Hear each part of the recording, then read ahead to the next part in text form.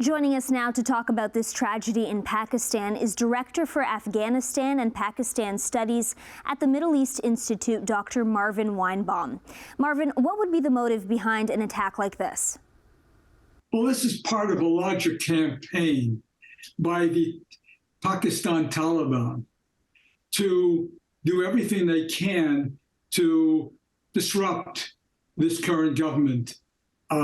It's an audacious act on their part, on a par with what we saw in 2014 when the same organization, the Taliban, massacred students in a school run by the army. Well, this is an area which is controlled by the police very, very closely.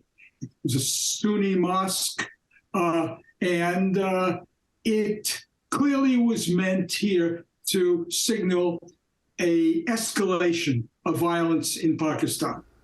What's the difference between the Pakistani Taliban and the Taliban in Afghanistan?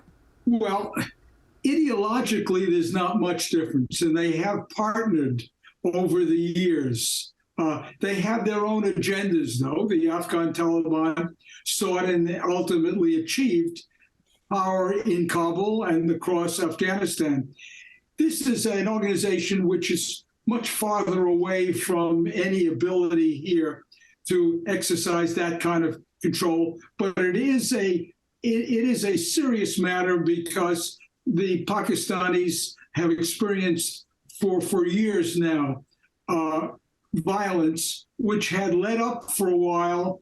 And in fact, there was a truce between themselves and the Taliban, which broke down a few months ago.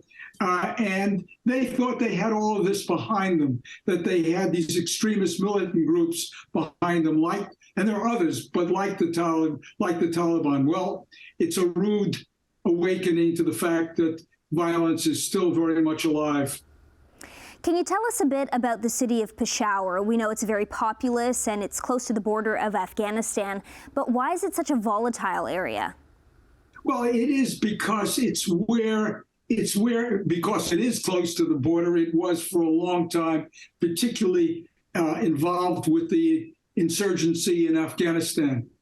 But it is an area which is populated by the Pashtuns primarily. It's an ethnic group, and they have been traditionally in Pakistani and before that Indian society known as a very martial-like group. They are. It's not unusual in Peshawar, and I've lived in Peshawar for a time, to see lots of people just walking the streets with guns, something we've grown accustomed here to in the United States. But this is openly display of weapons. Weapons are manufactured in the area. It's also politically a very important thing. And this is one thing to keep in mind, I think, with what's happened, is that it has the potential of becoming politicized. There are politicians from all over the world, as well as the UN, condemning this attack. What will it take to have peace in Pakistan? Well, at the moment, the only thing that would work here is if one side or the other side capitulated. And of course, that's not going to happen. Then the negotiations broke down because there were irrevocable differences between the two sides. So we're not going to see that. What we're afraid Pakistan is in for is a lengthy period, as I say, of escalating violence. Thanks so much for joining us, Marvin Weinbaum. My pleasure.